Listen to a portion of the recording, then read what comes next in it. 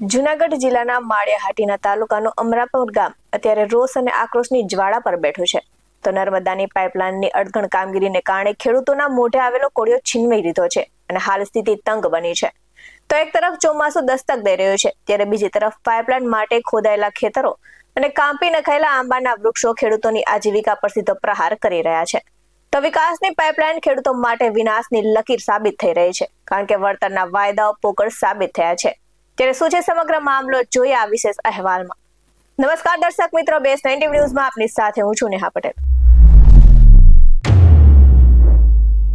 જૂનાગઢના માળિયાહાટીના તાલુકામાં અમરાપુર ગામથી વિકાસના કામોના વ્યાપક ભ્રષ્ટાચાર અને બેદરકારીની આક્ષેપ થયા છે. તો નર્મદાની પાઇપલાઇન નાખવાની કામગીરી અત્યારે ખેડૂતો માટે માથાના દુખાવા સમાન સાબિત થઈ રહી છે. આ સાથે જ ખેડૂતોનો આક્ષેપ છે કે પાઇપલાઇન નાખવા માટે જે રીતે ખોદકામ કરવામાં આવ્યું છે તેનાથી ખેતરોની ફળદ્રુપ જમીન વેડફાઈ ગઈ છે અને ખેડૂતોનો આક્ષેપ છે કે કામગીરીમાં કોઈ ચોકસાઈ રાખવામાં આવી નથી. તો પાઇપલાઇન નાખ્યા બાદ જમીનનું લેવલિંગ ન કરાતા અને પથ્થરો કાટમાળ એમને છોડી દેવામાં આવ્યા છે.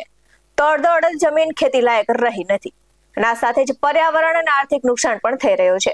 ત્યારે આ વિસ્તારમાં વર્ષો જૂના આંબાના વૃક્ષો કાપી નાખવામાં આવ્યા છે. તો કેસર કેરીના ગઢ ગણાતા પંથકમાં ઝાડ કપાતા ખેડૂતોને પડ્યા પર પાટું જેવી સ્થિતિનો સામનો કરવો પડી રહ્યો છે. આ સાથે જ સામે જગતનો તાત લાચાર બન્યો છે. તો ખેડૂતોએ કહ્યું છે કે વળતરના નામે મીંડું એટલે કે વહીવટી તંત્ર અને કોન્ટ્રાક્ટરો દ્વારા અગાઉ વળતરની ખાતરી આપવામાં આવી હતી, પરંતુ હજુ સુધી કોઈને એક પણ રૂપિયાની સહાય મળી નથી અને ખેડૂતો સુધી રૂપિયા પહોંચ્યા જ નથી. તો વરસાદી સિઝન માથે છે અને તાત્કાલિક અસરથી ખાડાઓ પુરાશે નહીં તો કામ પૂર્ણ નહીં થાય અને ખેતરોમાં પાણી ભરાશે અને આખું વર્ષની ખેતી નિષ્ફળ જવાની ભીતિ સેવાઈ રહી છે. તો ખેડૂતોએ માંગણી કરી છે કે ખેતરોમાં થયેલા નુકસાનનું તાત્કાલિક સર્વે કરી વળતર ચૂકવવામાં આવે અને વરસાદ શરૂ થાય તે પહેલા જ પાઇપલાઇનનું બાકી કામ પૂર્ણ કરી જમીનને ખેતી લાયક બનાવાય.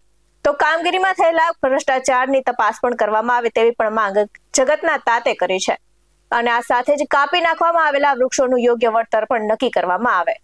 તો અમરાપુર ગામના અંદાજિત 50 થી વધુ ખેડૂતો આ સમસ્યાનો ભોગ બન્યા છે અને જો તંત્ર દ્વારા વહેલી તકે નિરાકરણ લાવવામાં નહીં આવે તો આગામી દિવસોમાં ખેડૂતોને આંદોલનનું શસ્ત્ર ઉગમવું પડશે. અને આ સાથે જ અત્યારે તો ખેડૂત પુત્ર આપ સામે મીટ માંડીને બેઠો છે કે કુદરત વરસે તે પહેલા તંત્ર જાગે તો સારું. ત્યારે નજર કરી આવેલી પ્રતિક્રિયા પર. મારું નામ ભૈલુભાઈ સોલંકી, અમરાપુર સરપંચશ્રી.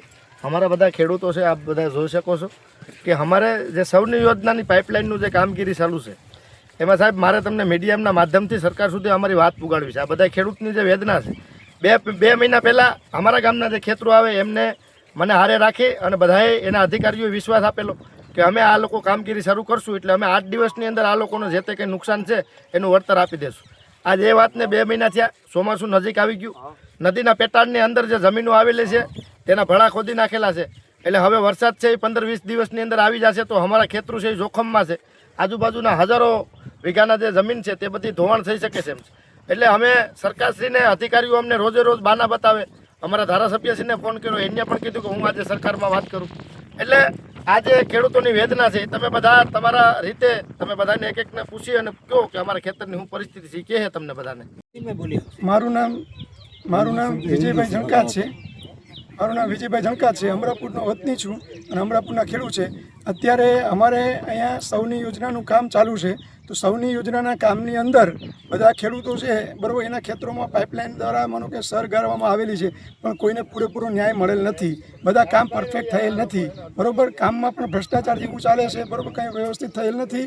બધા ખેડૂતો નાના ખેડૂત છે, બધા ખેડૂતની જમીન બંજર બનાવી, ખાલી માનો કે સર જેટલી આવે એનાથી વધારે ખેતી અમારી માનો કે ભૂંગળા હારવા માટે કે આ બધું કરવા માટે વધારે અને જમીન બંજર બનાવેલી છે. હજી 15 દિવસની અંદર વરસાદની 15-20 દિવસની વાર હોય તો બધા ખેડૂત કમ્પ્લીટ પહોંચી શકે એવી સ્થિતિ નથી. બધા ખેડૂત આર્થિક રીતે નબળા છે બરોબર. અને કોઈ પણ અધિકારીઓ માનો કે અમને 8-8 દિવસનું વળતરનું આપીને કીધું અને આજે 4 મહિના થયા છે, 4 મહિનાથી કોઈ કામ પરફેક્ટ થયું છે નહીં બરોબર. તો હવે તમે માનો કે મીડિયાના માધ્યમથી અમે સરકારને જાગૃત કરીએ. અમારા સરપંચશ્રી, અમારા ધારાસભ્યશ્રી એ બધા સતત કાર્યરત છે, સતત અમારું ધ્યાન દોરે છે બરોબર. તો અમે સરકારને જાગૃત કરીએ છીએ. ભ્રષ્ટાચાર જે થોડો ઘણો થાય છે એનું બધું ક્લિયર કરાવો. અને અમારા માનો કે અત્યારે નદીની બાજુમાં બધા ખેતરો છે એનું ધોવાણ બહુ થાય છે, તો એ બધાનું વ્યવસ્થિત અમને ન્યાય અને વળતર અપાવે એવું અમે ઈચ્છીએ છીએ. આવા જ વધુ અહેવાલ સાથે ફરી મળતા રહીશું. તમે અમારી યુટ્યુબ ચેનલને સબસ્ક્રાઇબ કરવાનું અને અમને ફેસબુક અને ઇન્સ્ટાગ્રામ પર ફોલો કરવાનું ભૂલશો નહીં. બાકી નવી અપડેટ્સ મેળવવા માટે આપ જોતા રહો બેસ 90 ન્યૂઝ. નમસ્કાર.